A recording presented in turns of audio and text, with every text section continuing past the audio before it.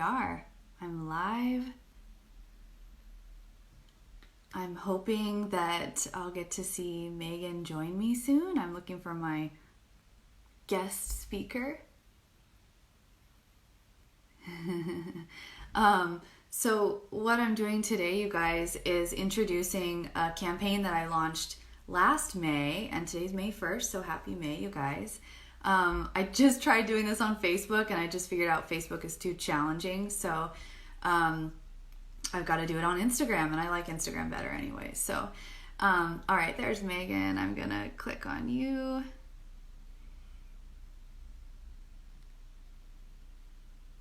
Okay. Can you join? Are you there? Looks like she's coming. So this awareness campaign. Oh, your camera's turned around. There you are. Yeah. There I am. Glad you could join me. So yeah, thanks for being on here. I'm trying Hi. Hi. Yeah, so this is try number 2. Here we are. We made it. So, oh, now I'm afraid my camera's, okay, there we go. I'll back up. So last year I started this mouth breathing awareness month, and I think it was really popular. It was like successful. People liked it, and it gained a lot of traction. It was really fun. And all I did was post on social media every single day and try to spread awareness around, you know, it sounds kind of funny to talk about mouth breathing like it's a serious like illness or condition. But in reality, I mean, it's a big deal, because if you're mouth breathing, then that means there's a lot of other health problems that you're probably going to have down the road. So the whole purpose of this campaign, and I'm so happy to have you joining me here, Megan. Yeah, I'm going to scoot myself back too. There we go. Maybe I should make this a little higher, actually. Yeah, the whole reason I wanted to do this is not only to bring awareness to this problem and sleep disordered breathing and mouth breathing and myofunctional disorders in general, but even more so to highlight and to share stories of providers like you and so many of these amazing dentists and hygienists that I get to meet every day and I get to talk with every day. And they have these crazy, amazing stories about their own struggles with myofunctional symptoms. And I think it would be really good for patients to hear those stories, and then to hear how those stories have inspired them to help their patients. So I would love it if you could kind of, well, you can talk about your background working with me a bit if you want, but Okay. Done your own, you know, fair share of work on yourself, as I have with these myofunctional symptoms and mouth breathing. So to kick off the month, I'd love to have you share your story. And just so everyone knows, we will be every day this month, I'm going to be interviewing a MyoMentor student or graduate. They're dentists and hygienists and a handful of other professionals. And I'm going to be interviewing all of them and highlighting and sharing their stories. So yeah, go for it. Let's hear yours. Perfect. Well, hey everyone. You know, Sarah, thanks for having me. Yeah.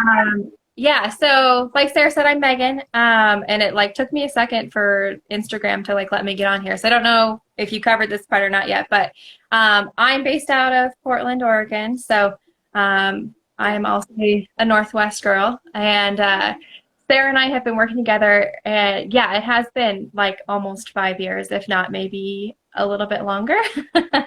And so just so you guys kind of know a little bit about my background, I went through Sarah's MyoMentor program, about 5 years ago. And then Sarah always calls me with like really fun, crazy ideas. So the first one that she had, was to basically bring on a student therapist, have patients, give patients basically affordable therapy options. So I started off seeing patients through Faceology as a student, and then eventually, became one of your associates.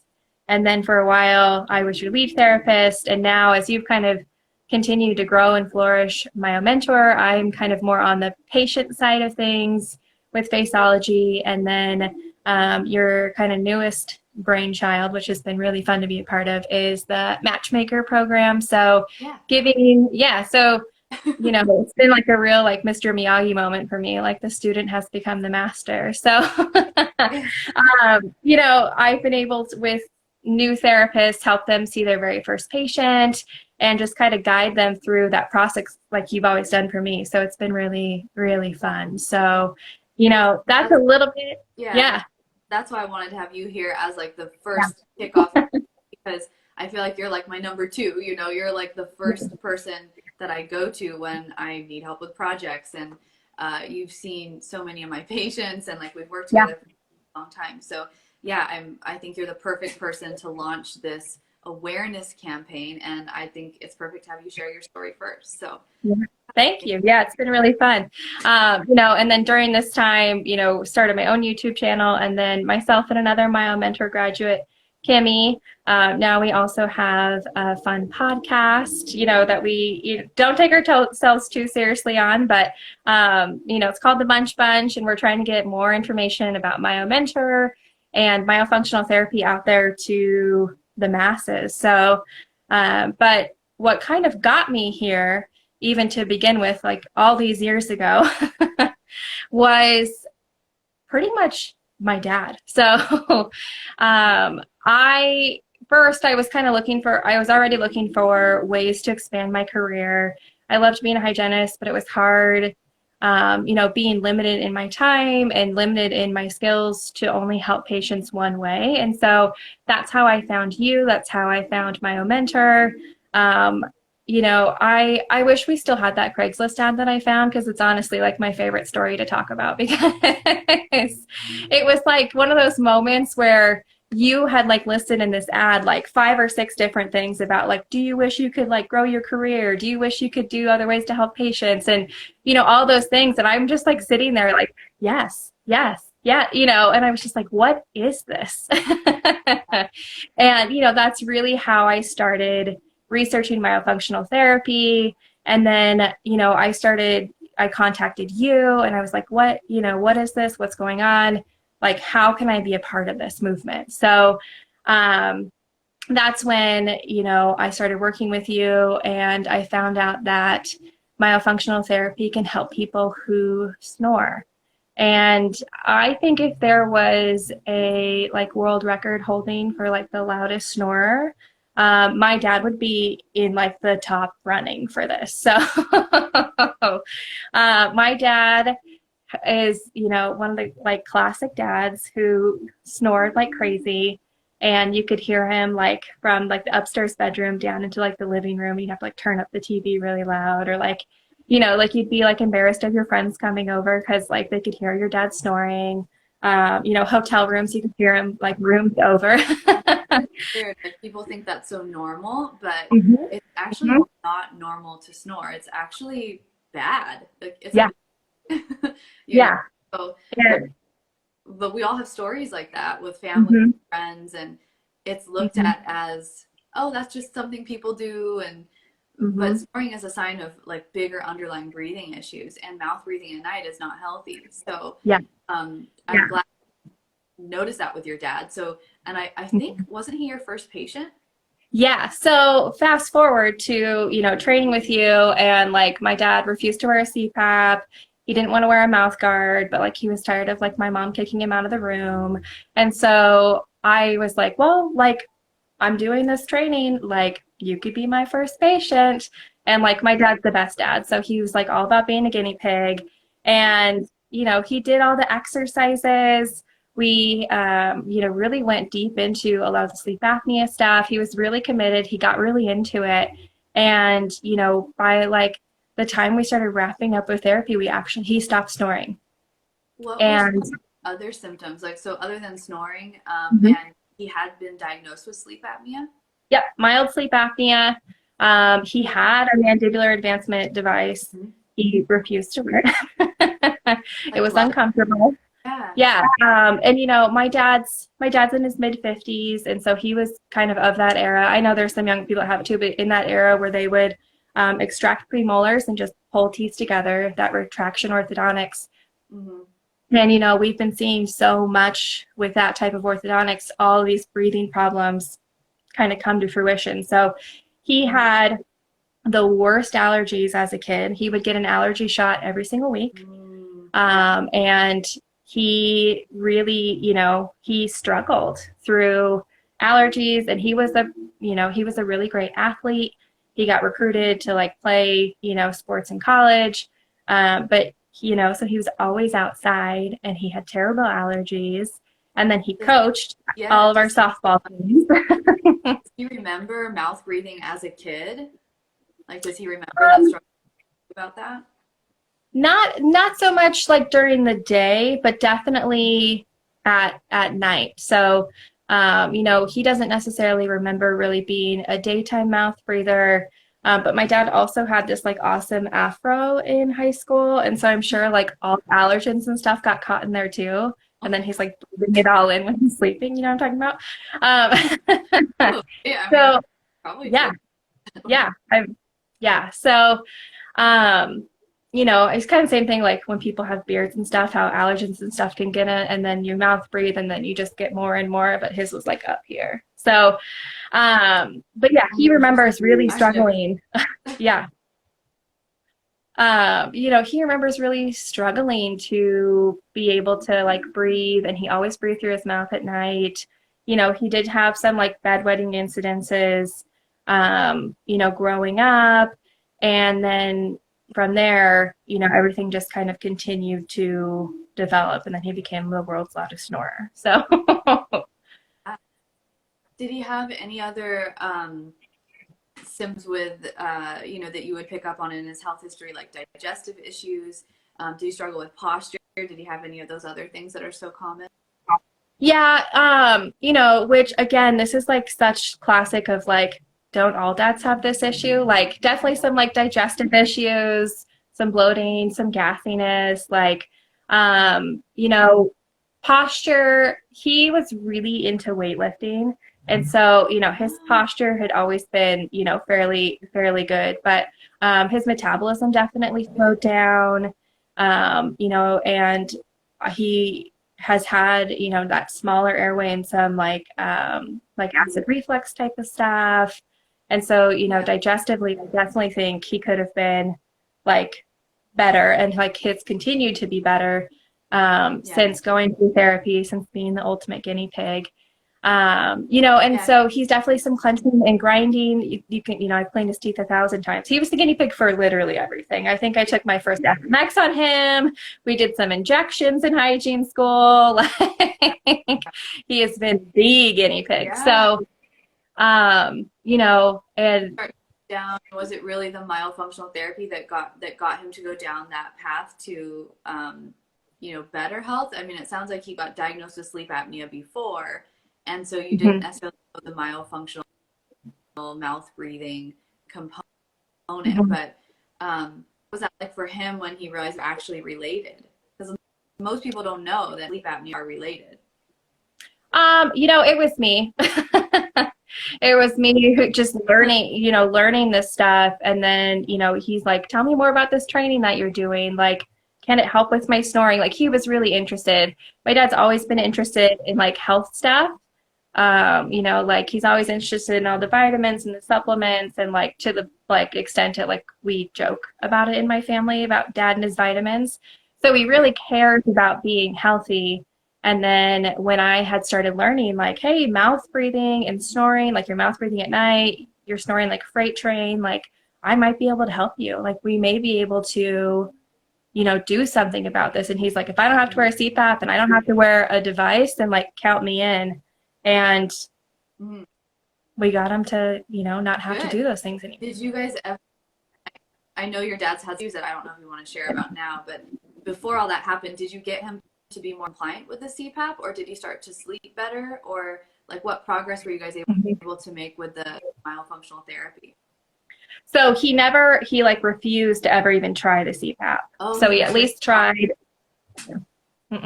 He at least tried the like mandibular advancement appliance, but he'd always spit it out. And so he was like, you know what? I'm just like going to sleep 4 or 5 hours and just like call it a day. Like, I don't care. I'll go to bed at like 7 p.m. So then all of a sudden, we started doing therapy. He started paying attention to this stuff. We had him start mouth taping. working on his full, his full tongue posture. And, between all of those things happening, as well as like the sleep apnea type exercises, those middle and back tongue exercises, he was able to stop snoring and do that really on his own with the Good. therapy.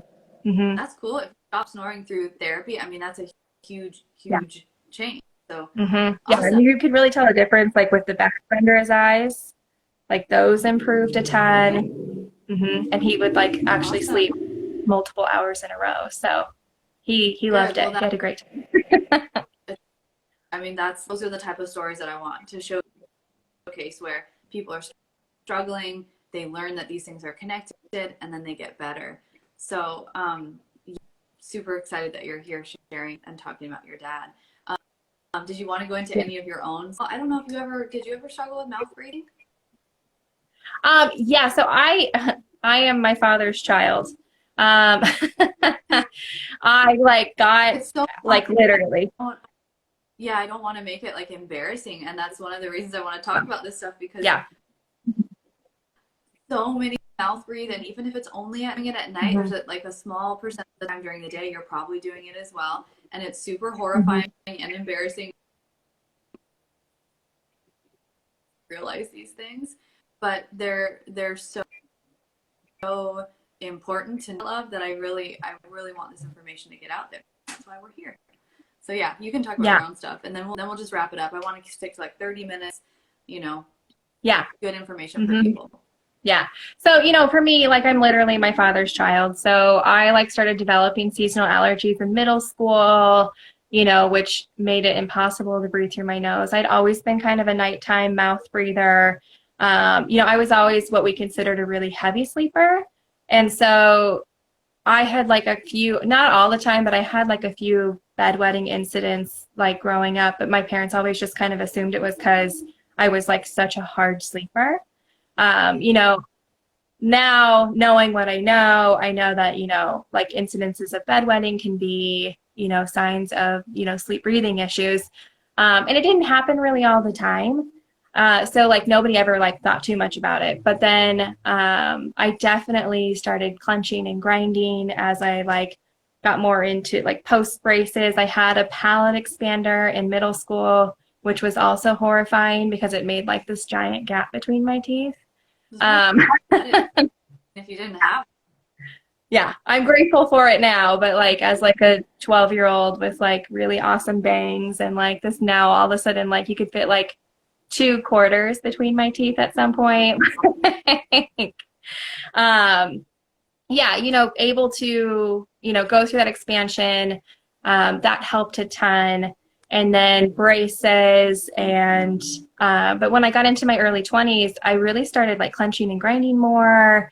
Having like a lot of like kind of headaches back in here was a huge thing for me. mm-hmm. And, just starting to learn and get more into myofunctional therapy and doing my own training, working on, getting my tongue posture up, I've been able to alleviate a lot of that stuff.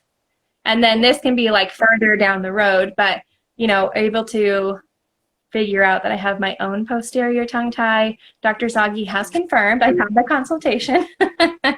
Unfortunately, I had to, we couldn't go through with yeah. We couldn't go through with my frenectomy yet, but soon enough, I'll be able to come down to LA, see you and see Dr. Zaghi and then kind of finish my journey. So yeah, I feel like that's kind of in a nutshell. It is. No, that's perfect. Yeah. So you can just start to see like, I mean, I've dealt with this stuff.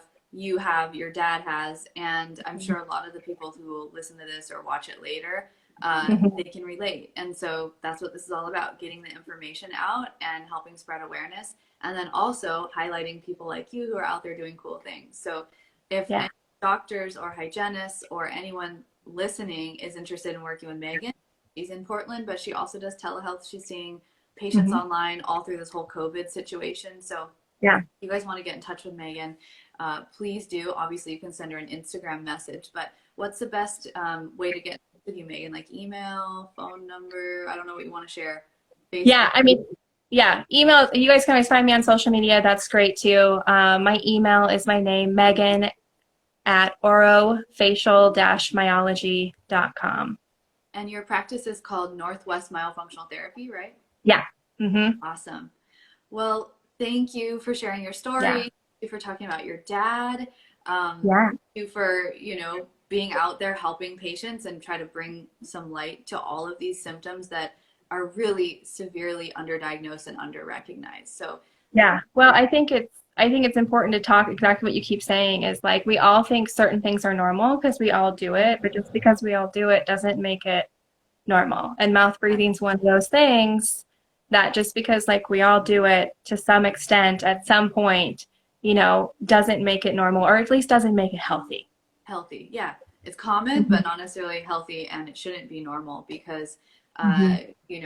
really our noses are designed for breathing and Yeah. our mouths and eating. And, with this whole coronavirus COVID situation, the more you're mouth breathing, the more susceptible you actually are to getting these viruses and getting sick in general. So you can Absolutely.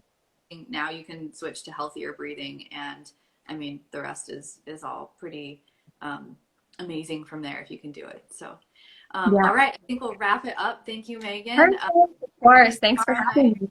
Yeah. Yeah. So anybody who wants to catch us live on Instagram tomorrow night, I'm not sure of the time exactly evening. So, yeah, stay tuned. Thank you so much, Megan. All right, I'm going to end this and I'll see you later. Bye. Bye.